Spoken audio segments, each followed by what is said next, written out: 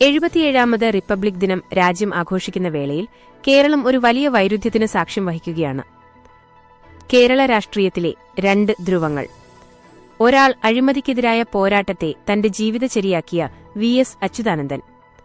മറ്റൊരാൾ വി.എസ്. അഴിമതിക്കാരനെന്ന് വിളിച്ച് ജയിലിലേക്കാൻ പൊരുതിയ വെള്ളാപ്പള്ളി നടേശൻ.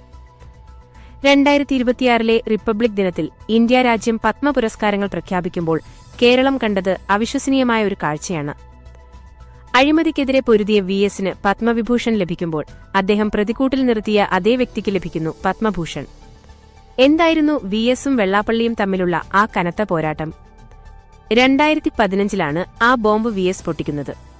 പാവപ്പെട്ട ഈഴവ സ്ത്രീകളുടെ താലിമാല പണയം വെച്ച് വെള്ളാപ്പള്ളി കൊള്ള നടത്തുന്നു എന്നായിരുന്നു വി.എസിന്റെ ആരോപണം. വെറും 2% പലിശയ്ക്ക് സർക്കാർ നൽകുന്ന പണം 18% വരെ പലിശയ്ക്ക് നൽകി കോടികൾ തട്ടിയെടുത്തു എന്ന മൈക്രോ ഫിനാൻസ് തട്ടിപ്പ് കേസ്. അന്ന് തുടങ്ങിയ നിയമ പോരാട്ടം ഇന്നത് ഹൈക്കോടതിയിൽ എത്തിനിൽക്കുന്നു. വി.എസ്. പറഞ്ഞതിങ്ങനെയായിരുന്നു: നമ്മുടെ സഹോദരിമാരെയും അമ്മമാരെയും ചതിച്ച ചതിയനായ നടേശനെ കാൽത്തുറുങ്കിൽ അടപ്പിക്കാൻ ആവശ്യമായ നടപടികളെല്ലാം സ്വീകരിക്കും. ഇതിന് വെള്ളാപ്പള്ളിയുടെ പരിഹാസം നിറഞ്ഞ മറുപടിയും വന്നു. പക്ഷേ വി.എസ്. വിട്ടില്ല. വിജിലൻസ് അന്വേഷണവും ഹൈക്കോടതി ഇടപെടലും വെള്ളാപ്പള്ളിയെ പ്രതിക്കൂട്ടിലാക്കി. എന്നാൽ കാലം കാത്തുവെച്ചത് മറ്റൊരു ട്വിസ്റ്റായിരുന്നു.